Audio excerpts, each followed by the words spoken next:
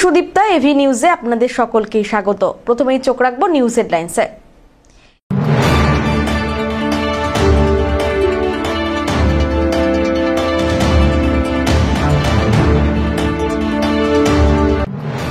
জল্পেশ মন্দিরে পুজো দিতে এলেন ত্রিপুরার প্রাক্তন মুখ্যমন্ত্রী বিপ্লব দেব। শহরে নয়া রাজনৈতিক মোড় শুরু চাপানোতর।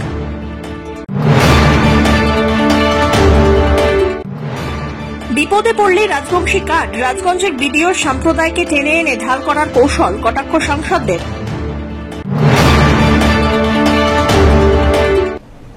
এবার আসছে বিস্তারিত সংবাদে। ঐতিহ্যবাহী ময়নাগুড়ির জল্পেশ মন্দিরে পুজো দিলেন ত্রিপুরার প্রাক্তন মুখ্যমন্ত্রী তথা বিজেপি সাংসদ বিপ্লব কুমার দেব। সোমবার তিনি আসেন জল্পেশ মন্দিরে। এদিন তাঁর সঙ্গে ছিলেন জলপাইগুড়ির সাংসদ ডক্টর জয়ন্ত কুমার রায়, জেলা বিজেপি সভাপতি শ্যামল রায় সহ অন্যান্য বিজেপি নেতাকর্মীরা। জল্পেশ মন্দিরে পুজো দেওয়ার পর সাংবাদিকদের মুখোমুখি হয়ে বিপ্লব দেব জানান, ছোটবেলায় বাবার কাছ থেকে শুনেছিলাম বাংলা আজকে যা ভাবে একদিন পর ভাবে গোটা ভারত, কিন্তু আজকে আমরা পিছিয়ে যাচ্ছি কি কারণে জানতে হবে এবং তা দূর থেকে পূরণ করতে হবে। বাংলা তার গৌরব ফিরে পাক, এর প্রার্থনাতেই পুজো দিলাম। পাশাপাশি মুখ্যমন্ত্রী মমতা বন্দ্যোপাধ্যায়কে কটাক্ষ করে তিনি বলেন, মুখ্যমন্ত্রীর দায়িত্ব কি সেটাই তিনি জানেন না। বাংলার মানুষ সম্পর্কে বাইরে একটি ধারণা তৈরি হচ্ছে। আগে বাংলা বিপ্লবীদের আখড়া ছিল, এখন জঙ্গিদের ঘাঁটি। ভোটের আগে মুখ্যমন্ত্রী বলেন আমি বাংলার মেয়ে, আর এখন বলেন বাংলার মেয়েদের রাত্রিবেলা বেরোনো যাবে না। পাশাপাশি তৃণমূলকে কটাক্ষ করে তিনি আরো বলেন, তৃণমূলে কি আছে পিসি আর ভাইপো, এর বাইরে কিছু আছে কি? যদি প্রার্থনা করার সময় স্বাভাবিকভাবে আমি যখন একজন জনপ্রতিনিধি আছি, পিছনে আসতে এই সমাজে একটা রাজনীতি দলে সামাজিকভাবে কাজ করে এবং প্রথম দায়িত্ব এমনি মনের মধ্যে চলে আসে সবার যাতে মঙ্গল হোক, সবার সমস্ত ভারতবাসীর কল্যাণ হোক, এই ধরনের মানসিকতা আমার ছোট থেকে ডেভেলপ হয়ে গেছে। তো আপনি আমি চাইবার আগে মন থেকে সেটা বেরিয়ে আসে। বাংলাতে এসেছি, বাংলার মানুষের দুঃখ দুর্দশা দেখেছি, কষ্ট হয় মনের মধ্যে। ছোটবেলা থেকে পড়েছি বাংলার মুনি ঋষি, এগুলো কবিতা, বাংলার হাওয়া বাতাস, সেগুলো পড়ে বড় হয়েছি। কিন্তু ছোটবেলায় শুনতাম বাবার কাছ থেকে, তখন তো অবধ ছিলাম যে বাংলা যেটা চিন্তা করে পরবর্তী সময় পর একদিন পরে পুরো ভারত সেটা চিন্তা করে। বাংলার ইকোনমি 25% থেকে 27% জিডিপি বাংলার একাই ছিল, আজকে 3% জিডিপিতে চলে এসেছে। তো স্বাভাবিক তখন কষ্ট হয় যে এত বড় ভূমি, এত লোক, এত মানুষ, শুধু নেতৃত্বের অভাবে অ্যাডমিনিস্ট্রেশনের সঠিক ব্যক্তি যদি না বসে তখন কি হয়, সেটা বাংলার সবচেয়ে বড় উদাহরণ। সবার আগে আমরা ছিলাম, আজকে আমরা পিছিয়ে গেছি, আমাদের আগে সবাই চলে যাচ্ছে। কি কারণে সেটাকে দূর করতে হবে, আমি সেটাই প্রার্থনা করেছি। সবার সহযোগিতা নিয়ে, সমস্ত জাতি ধর্ম দল মত নির্বিশেষে সবার সহযোগিতা নিয়ে, যাতে বাংলার পুনর্গৌরব আবার আমরা খুঁজে বের করতে পারি। আমার নিশ্চিত আমি আজকে মন্দির দাঁড়িয়ে বলি, ভগবানের মন্দির, শিবজির মন্দির, কালীদেবের মন্দির, মাটিতে পাড়া দিলে বুঝতে পারি তখন কি হয়। বাংলার মানুষ তৈরি হয়ে বসে আছে। এবার বাংলার মানুষ সঠিক ব্যক্তিকে নরেন্দ্র ভাই মোদীর নেতৃত্বে বসাবে, কারণ সেটা বাংলার মানুষের জন্য দরকার। বিজেপি তো সত্তাতে চলে এসছে, 15 বছর যাবৎ প্রধানমন্ত্রিত্ব কাল চলছে।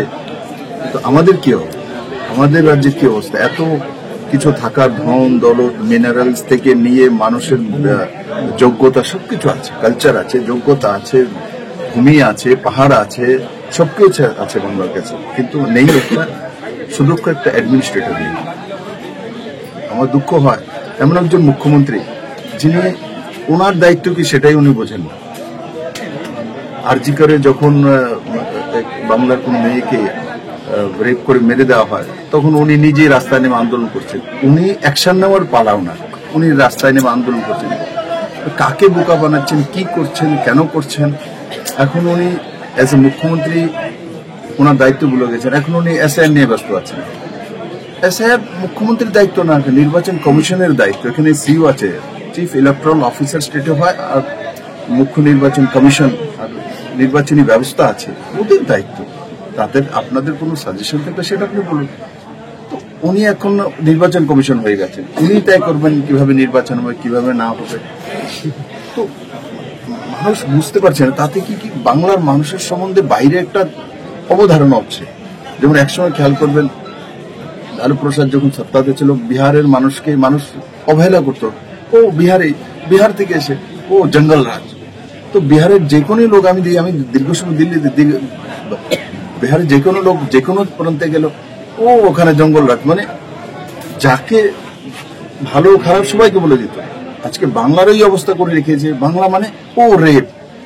সকালে উঠলেই 4 বছর একটা ছোট্ট মেয়েকে রেপ করবে, সকালে উঠলেই গুন্ডাবাজি করবে, হিউম্যান ট্রাফিকিং করবে, উল্টো সুদি কাজ করার জন্য যত সার্টিফিকেট। একসময় দেশ স্বাধীন করার জন্য এই রাজ্যের মধ্যে অনুশীলন সমিতি হওয়া, পুরো দেশ থেকে এখানে সংগ্রামীরা এসেছিল, এই ভূমিতে এসেছিল ট্রেনিং নেওয়ার জন্য, এই ভূমিকে প্রণাম করার জন্য, কালীঘাটে প্রণাম করার জন্য।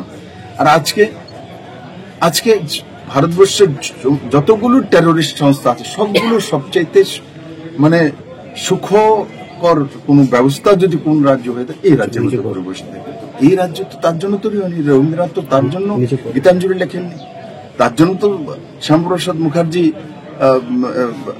বাংলাতে এক সুন্দর সমাজ ব্যবস্থা তৈরি করেনি, তার জন্য তো রাজা রামমোহন রায় সতীদাহ প্রথা রদ করেনি, তার জন্য বিদ্যাসাগর নিজের ছেলেকে বিধবা বিবাহ করিয়ে নতুন প্রথা তৈরি করেনি। তো এগুলো চিন্তা করতে হবে, বুঝতে হবে যে আমাদের পূর্বপুরুষ কারা, আমাদের ঐতিহ্য কি, আমাদের মানুষের মধ্যে যখন ওই সেন্সটা জেগে যায় আমরা কারা, তখন আপনি মানুষ সবকিছু করতে পারবে। এই গুন্ডা রাজের অবসান নিশ্চিত হবে। এভাবে বাংলাকে ডুবিয়ে দেবে আর বাংলার মানুষ তাকিয়ে থাকবে, এটা হয় না। কমিউনিস্টরা একবার ভেবেছিল, ওরাও তো 11 বছর 11 টাইম লাগাতার সত্তাতে ছিল, ভেবেছিল আমরা আর যাবো না, আমরাই থাকবো। 2011 চলে গেলেন, উনিও মাঠে মানুষের কথা বলে মানুষ ওনাকে বিশ্বাস করেছিল। তারপর বললেন ইলেকশনে আমি বাংলার মেয়ে, এখন বলে বাংলার মেয়েরা সুন্দর করে বেরোনোর দরকার নেই। মতিভ্রম হয়ে গেছে। আমি উপরওয়ালার কাছে ওনার সদ্বুদ্ধি হোক সেটাই কামনা করি। বিপদে পড়লেই রাজবংশী কার্ড। রাজগঞ্জের বিডিও সম্প্রদায়কে টেনে এনে ঢাল করার কৌশলে যথেষ্ট বিরক্ত জলপাইগুড়ি সাংসদ ডক্টর জয়ন্ত কুমার রায়। তিনি নিজেও একজন রাজবংশী চিকিৎসক তথা সাংসদ। খুন ও অপহরণের মামলায় অভিযুক্ত রাজগঞ্জের বিডিও প্রশান্ত বর্মন যেভাবে বারবার রাজবংশী সম্প্রদায়কে টেনে এনে ঢাল হিসাবে ব্যবহারের চেষ্টা করছেন, তাতে অত্যন্ত বিরক্ত ও ক্ষুব্ধ সাংসদ জয়ন্ত কুমার রায়। তিনি বলেন, উনি আগে নিজেকে প্রমাণ করুন যে উনি নির্দোষ, তারপর রাজবংশী হিসাবে গর্ববোধ করবেন।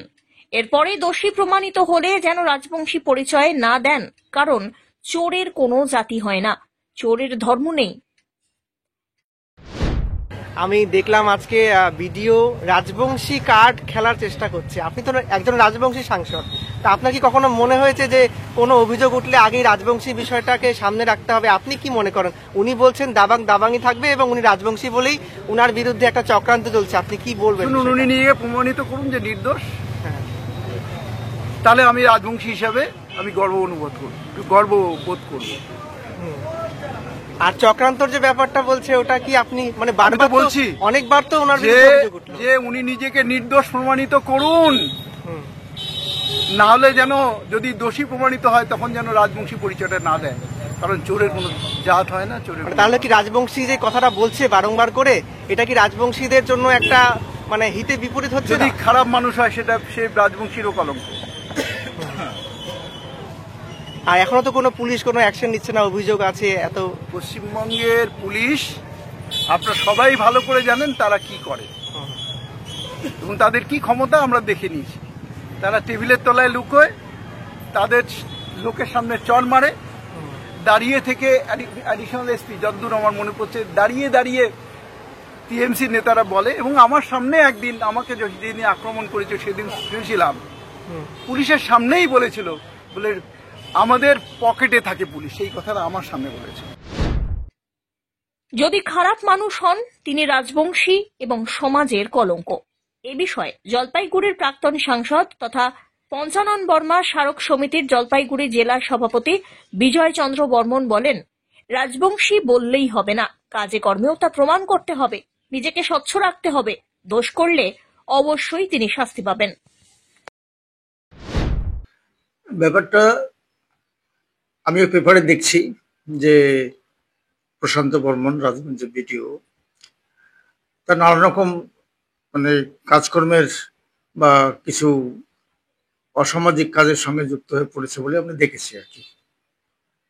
রাজবংশী সম্প্রদায়ের মানুষ হিসেবে আমি বলবো আর কি, শুধু রাজবংশী বললে তো হবে না, নিজেকেও সাবধানে কাজ করতে হবে, সতর্কতার সঙ্গে কাজ করতে হবে। যেহেতু প্রশাসনের একটা ভালো জায়গায় আছেন, সেই জায়গায় তাকে সমাজের কথা চিন্তা করেও কাজ করতে হবে। তবে যে ঘটনাটা শুনেছি, তো একজন বিডিওর পক্ষে এই কাজটা কতটুকু করা সম্ভব আমি বলতে পারবো না, তবে যুক্ত থাকলে নিশ্চয় তার শাস্তি পাওয়া উচিত আর কি। যে রাজবংশী কথাটা বললি যে সবকিছু থেকে উদ্ধার পাওয়া যাবে তা নয়, রাজবংশী সমাজের সঙ্গে যুক্ত থেকেও যোগাযোগ রেখে যদি কাজ করে তাহলে নিশ্চয়ই রাজবংশী সমাজ তাকে দেখবে। তবে রাজবংশী সমাজের একজন আমি সেই পঞ্চানন স্মারক সমিতির সভাপতি হিসেবে বলতে পারি যে হয়তো যদি ও নিজের স্টেটমেন্ট অনুযায়ী আমি দেখছি টোটালটা একটা ষড়যন্ত্রের কথা তিনি বলছেন আর কি। বিষয়টা তদন্ত সাপেক্ষ, নিরপেক্ষ তদন্ত হওয়া উচিত, হয়ে যদি দোষী সাব্যস্ত নিশ্চয় শাস্তি পাবে, আর এটা এই তদন্ত সাপেক্ষে এটা শেষ করা উচিত আর কি। পিনাকি শীলের রিপোর্ট।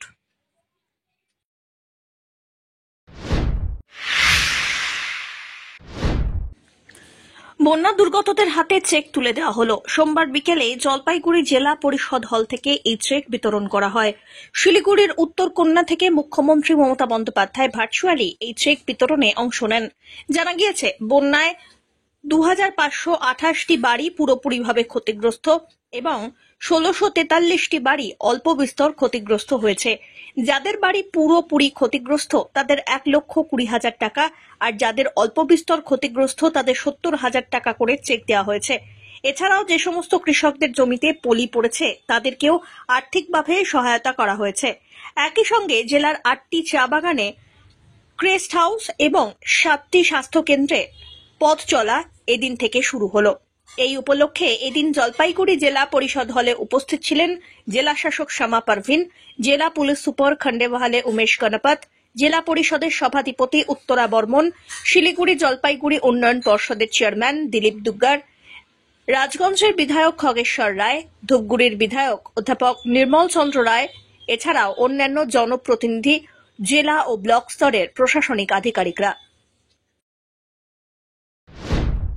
আজকে এখান থেকে যেটা ফ্লাড এফেক্টেড, যেটা আমাদের যতগুলো ব্লক ছিল ওখান থেকে যারা পরিবারগুলো ছিল ওদেরকে বাড়ির যেটা একটু হাউস বিল্ডিং গ্রান্ট দেওয়া হলো।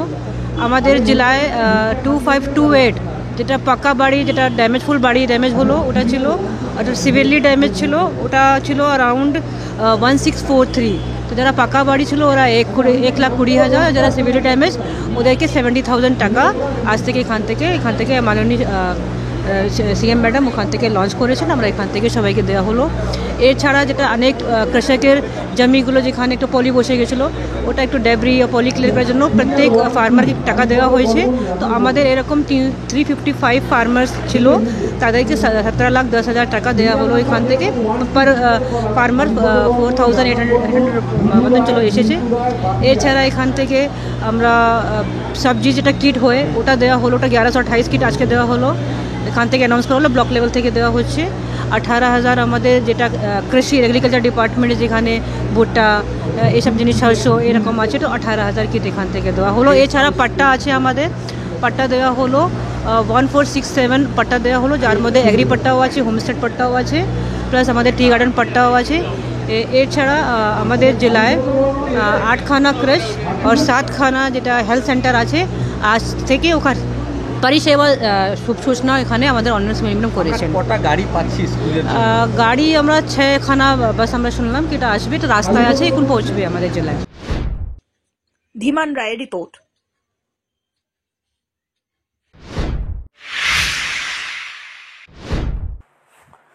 কলেজ ছাত্রীকে শ্লীলতাহানির চেষ্টার অভিযোগে চাঞ্চল্য ছড়ালো জলপাইগুড়ি শহরের শান্তিপাড়া এলাকায়। সোমবার শান্তিপাড়ার বাসস্ট্যান্ড সংলগ্ন এলাকায় এক নেশাগ্রস্ত যুবক ওই কলেজ ছাত্রীর গায়ে হাত দেয় বলে অভিযোগ। শুধু তাই নয়, ঘটনার পরেও ছাত্রীকে উদ্দেশ্য করে অশ্রাব্য কটূক্তি করতে থাকে সে। ঘটনা জানাজানি হতেই স্থানীয় মানুষজন ও ড্রাগস ফ্রি জলপাইগুড়ি ফাউন্ডেশনের সদস্যরা দ্রুত ওই যুবককে আটক করেন। খবর দেওয়া হয় কোতোয়ালি থানায়। পরে পুলিশ গিয়ে ওই অভিযুক্ত যুবককে আটক করে থানায় নিয়ে যায়। ওই ছাত্রী জানান অত্যন্ত অশোভন আচরণ করেছে ওই ব্যক্তি। তিনি আরও বলেন, এমন ঘটনার বিরুদ্ধে সবাইকে প্রতিবাদে নামতে হবে, নইলে এই ধরনের অপরাধ আরও বাড়বে। আজ 12:30 নাগাদ আমি শান্তিপাড়াতে টোটো ধরার জন্য দাঁড়িয়েছিলাম। তখন একটি লোক এসে নেশা করা ছিল, নেশা করা অবস্থায় এসে আমাকে টাচ করে চলে যায়। তখন আমি প্রতিবাদ করি, আমিও সরে যাই, উনিও সরে যান। তখন সেখান থেকে কিন্তু বারবার আমার আশেপাশে ঘোরাঘুরি করতে থাকেন এবং অশ্লীল আচরণ করতে থাকেন। এরপরে আবার প্রতিবাদ করা হয়, আর আশেপাশের দাদারা আর একটি সংগঠনের দাদারা সবাই মিলে ওই লোকটাকে এক জায়গায় আটকে রাখে এবং তারপর পুলিশের হাতে তাকে দিয়ে দেওয়া হয়। কি মনে হয় দিনের বেলা এরকম একটা দুঃসাহসিক ঘটনা ঘটালো একজন, কি মনে হয় আপনার? খুবই বাজে ঘটনা এটা, কারণ কি প্রতিবাদ না করলে এরকম ঘটতেই থাকবে। কেন এরকম কিছু কিছু মানুষকে এরকম দেখা যাচ্ছে যে নেশা করে এরকম কিছু করে? হ্যাঁ, কীরকম মনে হচ্ছে, কি মনে হয়? ওনাকে যখন আমি প্রথমে প্রতিবাদ করলাম উনি বললেন আমি দেখিনি, তো আমি প্রথমে ভাবলাম যে নেশা করে আছে, ওখান থেকে সরে যাওয়াই ভালো। সেকেন্ড টাইম যখন ওরকম করতে আসলো তখন পাশে যে লোকজন ছিল এবং দোকানের কাকুগুলোও ছিল, দাদারাও ছিল, সবাই মিলে ওনাকে ধরে আটক করে। তারপরে পুলিশকে ওনারা খবর দেয় এবং তারপরে পুলিশের কাছে ওনাকে তুলে দেওয়া হয়। থানায় আজ ড্রাগস ফ্রি জলপাইগুড়ি ফাউন্ডেশনের সভাপতি অজয় সাহা বলেন, শহর ও আশেপাশের এলাকায় নেশাগ্রস্তদের উপদ্রব ক্রমশ বাড়ছে, যা অত্যন্ত উদ্বেগজনক। তবে ইতিমধ্যে পুলিশ ঘটনার তদন্ত শুরু করেছে বলে খবর।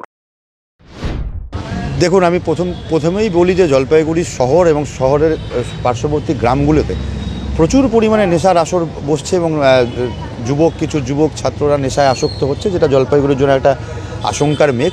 এবং এই নেশার বিরুদ্ধে বা নেশা কারবারিদের বিরুদ্ধে আমাদের ড্রাগ ফ্রি জলপাইগুড়ি ফাউন্ডেশন অনবরত লড়াই করে চলেছে।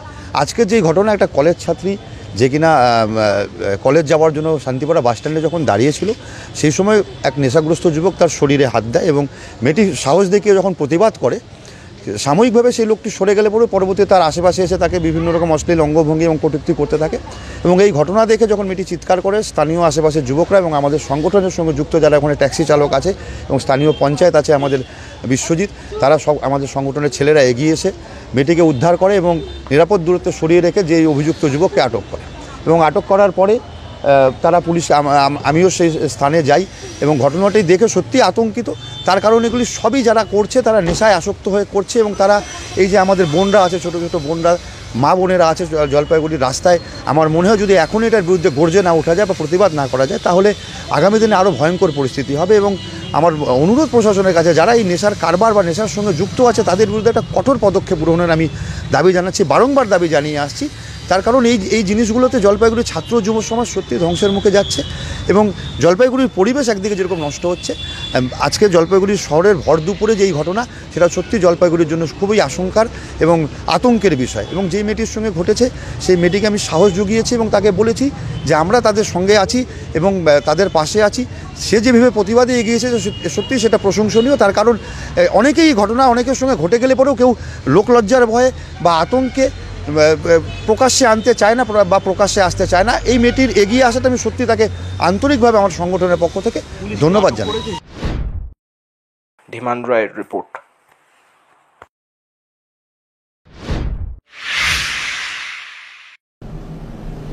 নিয়ে নিচ্ছে ছোট্ট একটি বিরতি, ফিরে আসছি বিরতির পর, সঙ্গে থাকুন।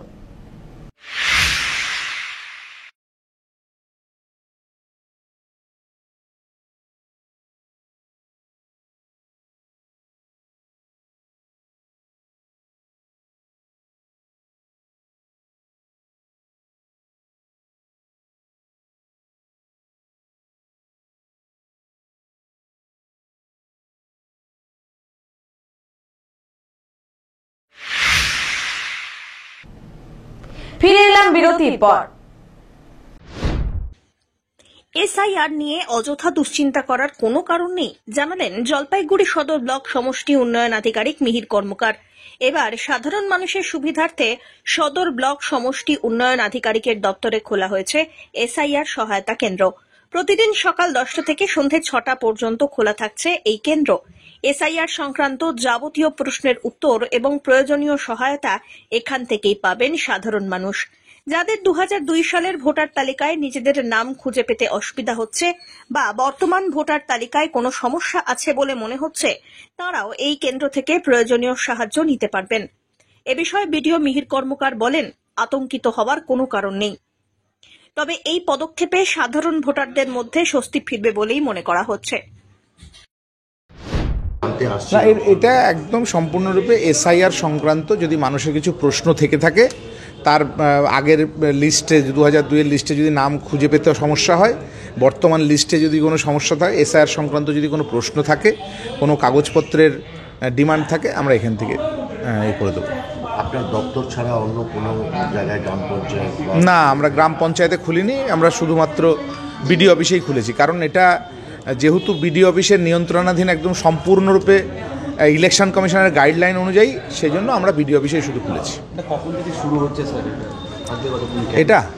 এটা আপনার সকাল 10টার থেকে শুরু হচ্ছে এবং সন্ধ্যা 6টা পর্যন্ত থাকছে।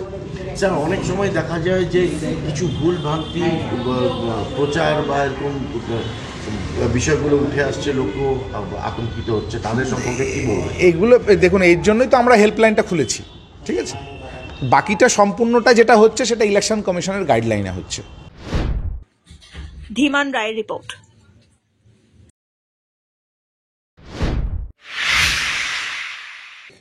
সোমবার সকালে ময়নাগুড়ির জল্পেশ মন্দিরে পুজো দিতে এলেন ত্রিপুরার প্রাক্তন মুখ্যমন্ত্রী বিপ্লব দেব। মন্দির প্রাঙ্গণে তার সঙ্গে দেখা করেন ময়নাগুড়ি পঞ্চায়েত সমিতির প্রাক্তন সভাপতি শিবম রায় বসুনিয়া। শিবম হলেন ময়নাগুড়ি এলাকার একসময়ের দাপুটে তৃণমূল নেতা শশাঙ্ক রায় বসুনিয়ার পুত্র। বহুদিন ধরে তৃণমূল কংগ্রেসের সক্রিয় রাজনীতি থেকে দূরে রয়েছেন তিনি। দেখার পর শিবম জানান, এটি শুধুমাত্র সৌজন্য সাক্ষাৎকার, এর মধ্যে কোনো রাজনৈতিক উদ্দেশ্য নেই। ত্রিপুরার প্রাক্তন মুখ্যমন্ত্রীর সাথে কথা বললেন এবং প্রাক্তন জেলা সভাপতি আপনাকে ইন্ট্রোডিউস করে দিল যে না, ইঙ্গিত দিচ্ছেন যে আপনি তৃণমূলের থেকে কি আপনি বিজেপিতে? প্রাক্তন জেলা সভাপতি ইন্ট্রোডিউস করে দিল যে আপনি এখানে প্রভাবশালী একজন তৃণমূলের নেতা। এখানে তৃণমূল নেতাই বললাম, হাত মিলালেন কেমন দেখলে আসলাম, দেখা করতে আসলেন নাকি? এমনি আমি দেখতে আসলাম, দিকে আসছে অনেকদিন ধরে দেখা যাচ্ছে না তৃণমূলের কোনো প্রোগ্রাম, মিটিং মিছিলে আপনি অনেকটা। আমি তো হ্যাঁ আমি তো কোনো ইয়েতে নাই না, তৃণমূলের কোনো মিটিং মিছিলে হিসেবে আপনাকে আমি স্কুলে আসছি, স্কুল থেকে শুনলাম যে আসছে। জেলা সভাপতি যোগাযোগ হয় বিজেপি জেলা সভাপতির সাথে? তৃণমূলের জেলা সভাপতি যোগাযোগ নেই? এমনি যোগাযোগ আছে, জেলা সভাপতি যোগাযোগ করে। হ্যাঁ, যোগাযোগ। কি মনে হচ্ছে সামনে বিধানসভা ভোট আছে? আপনি কি বিএলও ডিউটিতে আছেন? না দাদা, আপনার বাবা তো একটা প্রভাবশালী ময়নাগুড়ি 2 নম্বর ব্লক তৃণমূল কংগ্রেসের দীর্ঘদিন পথ সামলেছে, যেটুকু দেখা যাচ্ছে না। হ্যাঁ, কি বলবে বিষয়টা নিয়ে? আমি বসে আছি, অন্য দলে যাওয়ার না। তবে ঘটনা ঘিরে রাজনৈতিক মহলে শুরু হয়েছে জোর জল্পনা। এ বিষয়ে জলপাইগুড়ির সাংসদ তথা বিজেপি নেতা জয়ন্ত রায় কি বললেন, শুনুন। আমি এর কথা তো এখন পর্যন্ত সঠিক জানি না, কিন্তু আমি এটুকু বলবো, টিএমসির তাবর নেতা ওরা অনেকদিন ধরে পা বাড়িয়ে আছে। এটা কি এসআইআর হওয়ার পরে আরো তৃণমূল থেকে আশা করবে বলে মনে হয়? এসআইআর সাথে সম্পর্কযুক্ত আছে কিনা আমি বলতে পারবো না। এমনিতেই অনেকেই তাদের নিজেদের নেতা নেত্রীর অত্যাচারে রুষ্ট হয়ে আছে এবং তারা অতিষ্ঠ হয়ে আছে, তারা ওখানে এই পার্টিতে থাকতে চায়। ভাঙন হবে, বড় সড়ো ভাঙন। উত্তরবঙ্গ গোটা পশ্চিমবঙ্গই হচ্ছে, উত্তরবঙ্গ এখনো তো পশ্চিমবঙ্গ থেকে বাইরে হয়নি। অন্যদিকে শিবমের বাবা তথা তৃণমূলের প্রাক্তন নেতা শশাঙ্ক রায় বসুনিয়া দলের বিরুদ্ধে এক রাশ ক্ষোভ উগরে দেন।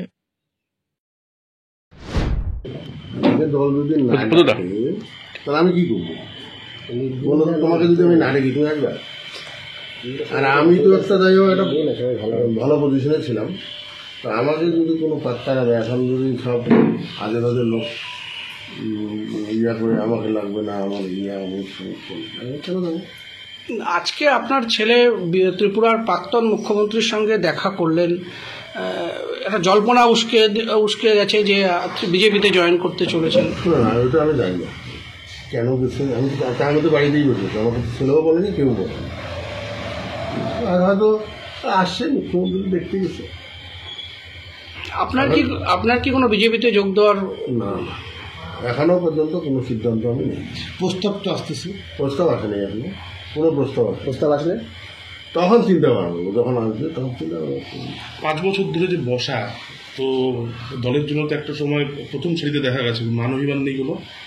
মনে নিশ্চয়ই থাকবে, কারণ আমি এতদিন দলটা করলাম, আমাকে এখন পাত্তাই দেয় না। সিনিয়র কি সহসভাপতি তুললো, ডিজাইন করলেও মারা গেছে, তখন আমার গুরুত্ব আর নেই। তৃণমূলের একটা অংশ বলছে যে আপনার বিরুদ্ধে কিছু অভিযোগ আছে, এরকম বলছে, সেই কারণে দল থেকে। কি অভিযোগ আছে আমাকে প্রমাণ দেব? আমি মানুষকে চাকরি দিয়ে টাকা নিছি না, দলের কি বলে কি কয় বলে এই পদ দিয়ে টাকা? না, পদ দিয়ে টাকা নয়, ঘাপলা করছি কি অমুক করছি। যেমন এখনকার যে সভাপতি চা বাগানে শুনতেছি আর কি, 2 কোটি 4 কোটি 5 কোটি টাকা মারতেছে। তারাই নেতা। কোন সভাপতি? আমাদের ব্লকের যে সভাপতি তৃণমূলের কি নাম নিল? শিবশঙ্কর দত্ত। আর কি নাম কেউ জানে না, তোমরাও জানো। কোথায় কি ঘাপলা করছে সবাই জানে, সারা বেঙ্গল জানে, তাদেরই স্থান নেই। বিধানসভা ভোটের আগে কি বসুনিয়া পরিবার আপনারা আবার বিজেপিতে দেখা যাবে আপনাদের? না, এখন কোনো চিন্তা নেই, বলেই দিতে হবে। এই ঘটনাকে কেন্দ্র করে ময়নাগুড়ির রাজনীতিতে নয়া আলোড়ন শুরু হয়েছে। রাজনৈতিক পর্যবেক্ষকদের মতে তৃণমূল থেকে বহুদিন দূরে থাকা শিবমের বিপ্লব দেবের সঙ্গে দেখা করা নিছকই কোনো সৌজন্য সাক্ষাৎ নয়, এটি ভবিষ্যতের রাজনৈতিক সমীকরণের ইঙ্গিত হতে পারে বলেই মনে করা হচ্ছে। শুভম রায় বসুনিয়া, তিনি আজকে ত্রিপুরার প্রাক্তন মুখ্যমন্ত্রীর সঙ্গে দেখা করলেন। ওনার বাবার অনেক ক্ষোভ রয়েছে দলের বিরুদ্ধে বা কিছু, কি মনে করছেন কি হবে? প্রথমত হচ্ছে শিবম রায় বসুনিয়া, অবশ্যই তিনি আমাদের প্রাক্তন পঞ্চায়েত সমিতির সভাপতি, সেই জায়গায় দাঁড়িয়ে থেকে এখনো দলেই আছে। এখন ওনার একটা স্কুল আছে, জলপেশ স্কুলে চাকরি করে, স্কুলের সঙ্গে লাগোয়া জলপেশ বাবা জলপেশ মন্দির যে আছে, জলপেশ্বর মন্দিরের পাশেই হচ্ছে স্কুল। এখন সেই সময় হয়তো টিফিন টাইম, যে সময় আসছে ওনার টিফিন টাইম, হয়তো মন্দির বা বাজারে গেলে সেই সময় দেখা হতেই পারে। মন্দিরে তো অনেক মানুষ অনেক কারণে যায়, সেই জায়গাটা আমার এখনো পর্যন্ত আমার কাছে ক্লিয়ার না, সেই জায়গায় আমার মন্তব্য দেওয়ার কিছু নেই। সেটা অবশ্যই দলের লোক, দলের কর্মী, তারা দলের সৈনিক, আমরা প্রত্যেকেই দলের কর্মী, প্রত্যেকেই দলের সৈনিক। আমরা পশ্চিমবঙ্গের আমাদের যে মানবদরী জনদরদী আমাদের মমতা ব্যানার্জি জননেত্রী এবং আমাদের জননেতা অভিষেক ব্যানার্জি আদর্শ নিয়ে আমরা দল করি। অবশ্যই সেই জায়গায় দাঁড়িয়ে থেকে, ওনারা অবশ্যই অনেক প্রবীণ, সসঙ্গ যদি দীর্ঘদিনে ব্লক সভাপতি ছিলেন, সেই জায়গায় দাঁড়িয়ে থেকে যদি দলের প্রতি তার কোনো ক্ষোভ থাকে, আমার জানা নেই, আপনাদের সংবাদ মাধ্যমে শুনলাম, সেই জায়গায় যদি ক্ষোভ থাকে তার সঙ্গে অবশ্যই আমরা সেই জায়গায় যাবো, তাদের সেই ক্ষোভগুলো আমাদের শোনা উচিত। তবে আমার কাছে এখনো আমি সেই ব্যাপারে ক্লিয়ার না। আর শিবমদার যাওয়াটা আমার কাছে এখনো ক্লিয়ার না, জানি না উনি স্কুল থেকে মন্দির যাওয়ার ক্ষেত্রে দেখা হয়েছে বা কিভাবে দেখা হয়েছে, সেটা আমার মধ্যে এখনো ক্লিয়ার না, তাই সেই ব্যাপারে আমি মতামত কিছু দিই। জলপাইগুড়ির নাগরাকাটায় বিজেপির সাংসদ বিধায়কের ওপরে হামলার ঘটনায় মজনু আক্তার নামে আরও এক অভিযুক্তকে গ্রেপ্তার করল পুলিশ। গত 6 অক্টোবর ডুয়ার্সের নাগরাকাটায় বন্যা পরিস্থিতি দেখতে গিয়ে আক্রান্ত হন বিজেপি সাংসদ খগেন মুর্মু, বিধায়ক শঙ্কর ঘোষ। 8 জনের নামে লিখিত অভিযোগ দায়ের হয়। ধৃতদের বিরুদ্ধে প্রথমে SC/ST ধারায় মামলা দায়ের হয়, তারপরে খুনের চেষ্টায় BNS 109 নম্বর ধারা যুক্ত করে পুলিশ।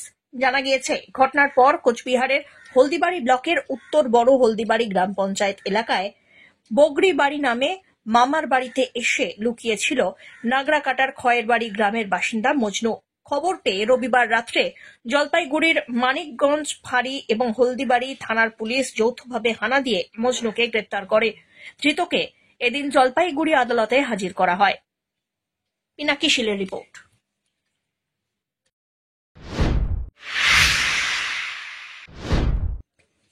কার্তিক মাস হিন্দু ধর্মাবলম্বীদের কাছে এক বিশেষ ধর্মীয় মাস। এই মাসেই বহু মানুষ ব্রত পালন করেন এবং ভগবান শ্রীকৃষ্ণের শরণাপন্ন হয়ে ভোরবেলায় নগর সংকীর্তনে অংশ নেন। জলপাইগুড়ি শহরের ৩ নম্বর ওয়ার্ডের সেনপাড়াতেও সেই ধর্মীয় আবহ ছড়িয়ে পড়েছে। ভোরবেলা থেকেই খোল, করতাল, শঙ্খ, কাঁসরের ধ্বনিতে মুখরিত হয়ে ওঠে এলাকা। সুসজ্জিত সিংহাসনে শ্রী গোপালকে আরাধনা করে স্থানীয় ভক্তরা অংশ নেন মধুর হরিনাম সংকীর্তনে। নিয়ম অনুযায়ী তারা শহর সংলগ্ন এলাকার বাড়ি বাড়ি গিয়ে গোপালের নাম গানে মজে থাকেন। শ্রীকৃষ্ণের এই অনুষ্ঠান ঘিরে ভক্তিমূলক পরিবেশ সৃষ্টি হয় গোটা পাড়ায়। স্থানীয় বাসিন্দারাও ভোরবেলা কীর্তন দলে অংশগ্রহণ করেন এবং গৃহে কীর্তন পেয়ে উচ্ছ্বাসিত হচ্ছেন। সব্যসাচী মজুমদারের রিপোর্ট।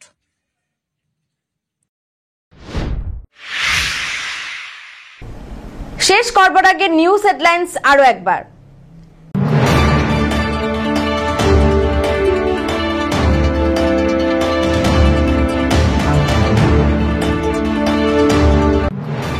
জল্পেশ মন্দিরে পুজো দিতে এলেন ত্রিপুরার প্রাক্তন মুখ্যমন্ত্রী বিপ্লব দেব। শহরে নয়া রাজনৈতিক মোড় শুরু চাপানোতর।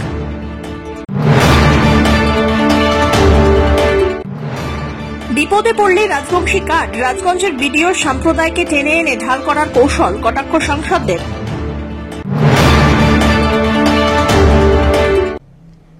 এখনকার মতন এভি নিউজ এ পর্যন্তই। পরবর্তীতে আসছি আরো সংবাদ নিয়ে। দেখতে থাকুন আমার ভিশন। নমস্কার।